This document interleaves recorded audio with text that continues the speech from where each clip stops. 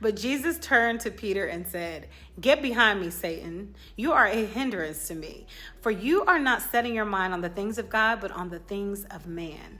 Y'all, when you're on a path of growth, especially walking this narrow path with Jesus, it is absolutely necessary that we are careful and cautious of the advice that we receive from others and the opinions from others. Many of us make this mistake of blindly trusting the voices of people who have never been where we're trying to go. Y'all, it's important to discern which voices to listen to and which to shut off. Bad advice leads to poor decision making, and listening to the wrong opinions of others can cause you to lose sight of where God is taking you. We need to seek wise counsel from those who have walked the path before us and have a proven track record of godly wisdom. When we do this, we can avoid the pitfalls that come from listening to the wrong voices. Now, these voices could be coming from family members, lifelong friends, or even those who play a role in our day-to-day lives, like our coworkers and our bosses. We must be able to identify and discern those who are genuine in care and those who are being used by the enemy to undermine our progress. We need to be praying for wise and discerning hearts to know who is who. Because listen, check this. Whenever the enemy senses that you have a vision and you're ready to birth something, he will use anyone to derail and distract you, even those who are the closest to you. Hey everyone, thank you for supporting my channel. My name is Sherry and I'm a prophetic mentor and coach. I empower people from all over the world to heal soul wounds and find hope and wholeness through Christ after toxic relationships. Today we're going to be talking about 3 types of people who the enemy often sends into the lives of God's people to try to derail and distract them. The enemy will use anyone he can to try to pull us off course. But with discernment and wisdom, we can stand firm and remain focused on God's plan for our life. So let's get into it. The first person that we're going to talk about is the manipulator. Now, this is a person who may initially come across as supportive and helpful, but over time you start noticing that this person is like low-key controlling over your decisions and emotions. This person is jealous. They're a little hypersensitive, just a little cray-cray.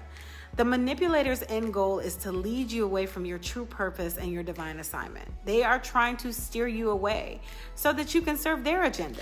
Now, you may not be able to pick up on this though, because they often do this through little covert, subtle, underhanded tactics like guilt tripping or gaslighting and playing on your insecurities. Here's an example. Let's say you're multi-talented and you recognize that you have a speaking, writing, and singing gift. And God has been calling you to write a book about overcoming childhood neglect and emotional abuse to inspire those who have gone through similar situations.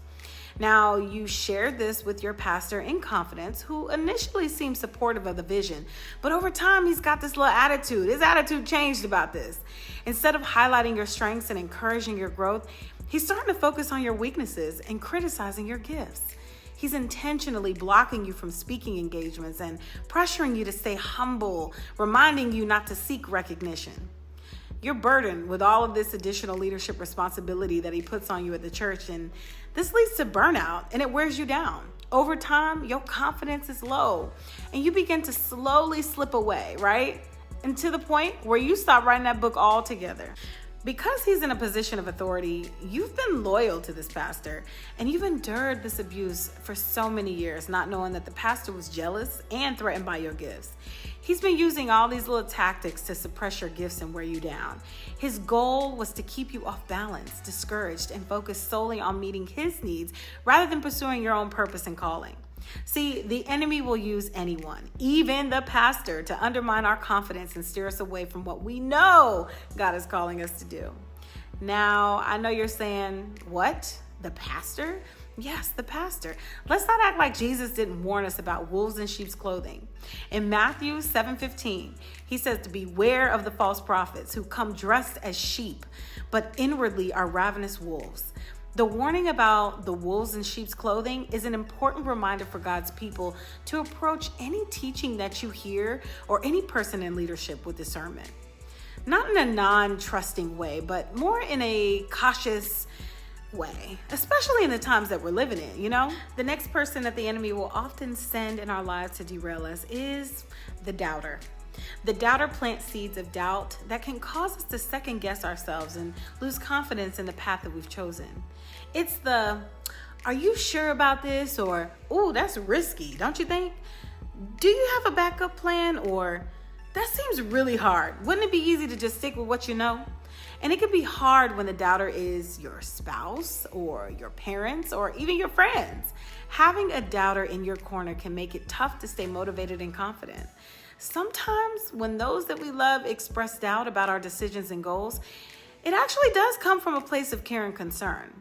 They may worry that we're taking too much of a risk or want to protect us from potential failures. However, it is possible that their doubt is coming from a place of projection, from their own fears and insecurities.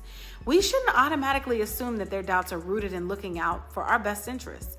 The key is to be able to discern the difference. In full transparency, when I answered the call of God on my life, I had a lot of doubters around me. But the particular doubter that I'm talking about today, they weren't doubting my abilities or coming from a place of projection. Their concerns came from a place of care and genuine worry about the decisions and risks that I was taking. Now, I know it wasn't always easy for them to understand my decisions, but I didn't allow their doubts to cause me to lose focus on what I knew that the Lord was calling me to do.